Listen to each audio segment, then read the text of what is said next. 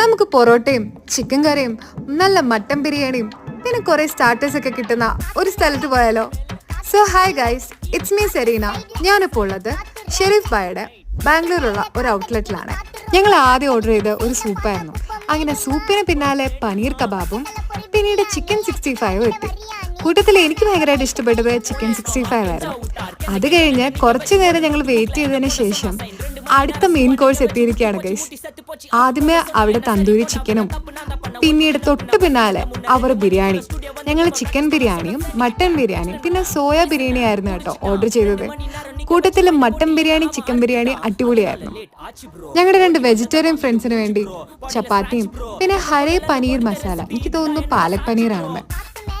അങ്ങനെ ഫുഡെല്ലാം ടേസ്റ്റ് ചെയ്ത് അവസാനം ഞങ്ങളൊരു നന്നാരി സർബത്ത് പറഞ്ഞു. പക്ഷെ നന്നാരി സർബത്ത് അത്ര രസം ഉണ്ടായിരുന്നില്ല, കുഴപ്പമില്ലായിരുന്നു.